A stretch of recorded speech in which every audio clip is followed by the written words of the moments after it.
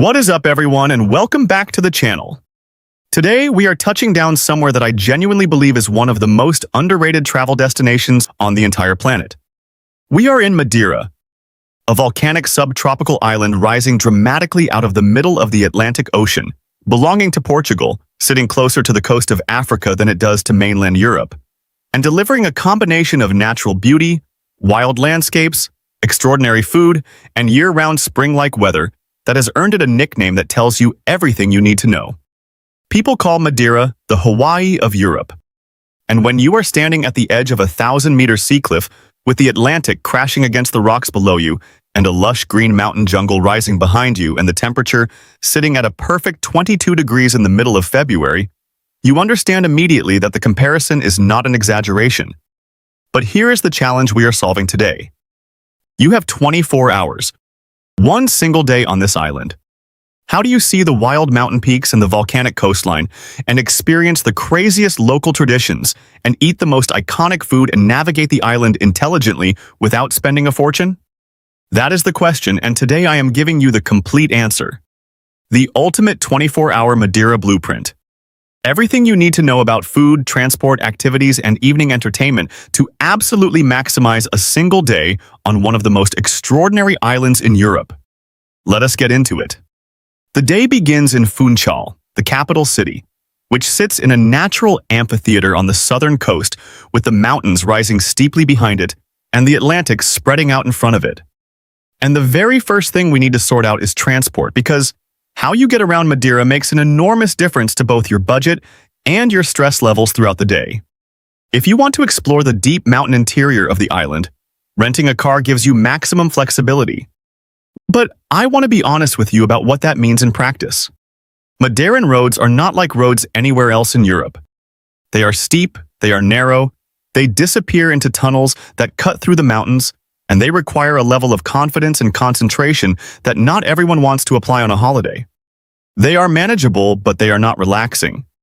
The alternative is Madeira's unified public transit system called SIGA, and for a day based in and around Funchal, with some mountain and coastal exploration included, it is a genuinely excellent option.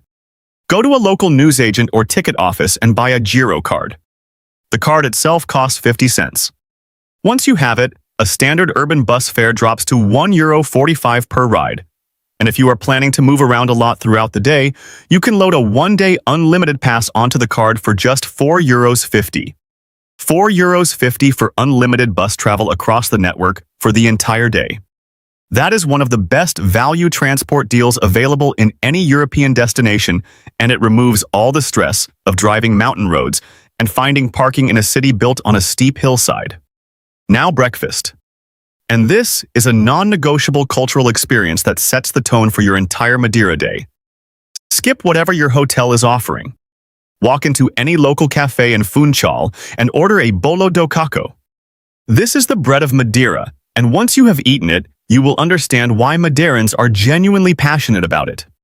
It is a round, flat bread made with sweet potato flour, which gives it a particular softness and a very slight sweetness that normal bread does not have, baked traditionally on a hot stone tile.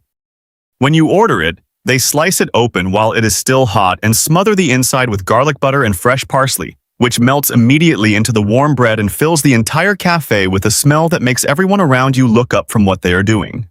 Pair it with a small espresso. Coffee culture in Madeira is excellent, and the local espresso is strong and good. And your entire breakfast costs approximately $3.50. It is one of those breakfast experiences that is so simple and so perfectly executed that it becomes a reference point for everything you eat afterwards. From breakfast, we head to the Mercado dos Lavradores, which translates as the farmer's market, and which is one of the most genuinely sensory-rich market experiences available anywhere in Southern Europe. This is not a craft market or a tourist souvenir market. It is a real working market where local farmers and fishermen bring their produce every morning and where you will encounter fruits and flowers and fish that you will not find anywhere else. The exotic fruit section alone is worth the visit. Varieties that do not exist outside this subtropical climate, including banana passion fruit hybrids, monstera fruit that tastes like a combination of pineapple and banana, and the famous Madeiran banana, which is smaller and sweeter and more intensely flavored than any banana you have eaten from a supermarket shelf anywhere in the Northern Hemisphere. Now, I need to give you one very specific and very important insider warning about the Mercado dos Lavradores. The vendors here are skilled at offering free samples, and they are very charming about it. Accept the samples, enjoy them, they are genuinely delicious, and snap as many photos as you want because the market is extraordinarily photogenic. But do not buy fruit from the market vendors by weight. The tourist prices here are significantly inflated, and you will pay 4 or 5 times what the same fruit costs at a local supermarket a few streets away. Enjoy the experience of the market as a cultural and visual spectacle. Buy your fruit at the supermarket on the way out and save 80% on your fruit budget.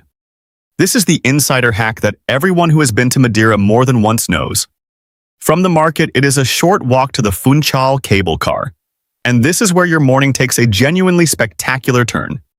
The cable car rises from the seafront area of Funchal up over the terracotta rooftops of the city, over the hillside gardens and the steep streets and the ocean panorama behind, up to the historic mountain village of Monte, sitting high above the city.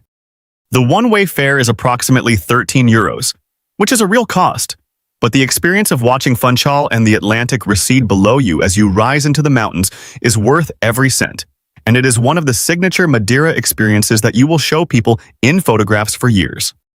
And when you arrive at Monte, you are there for one reason above all others: the Monte Toboggan Ride. I need to describe this to you properly because it sounds like it might be a tourist gimmick, and it is absolutely not. Back in the 19th century, before proper roads connected Monte to Funchal below, local residents used wicker sleds on wooden runners to commute down the mountain. Real daily transport on a steep mountain road in a basket on skids. Today, that tradition has been preserved as one of the most thrilling and genuinely unique experiences available anywhere in European travel. You sit in a large wicker basket mounted on wooden runners. 2 men dressed in traditional white clothing and straw hats, known as carreiros, position themselves at the back of the sled. And then they push off and steer you down a steep, winding public road using their rubber-soled boots as brakes, reaching speeds of up to 30 miles per hour as the city and the ocean come rushing up towards you at the bottom of the hill. It costs $27.50 for a solo rider or $35 for a couple.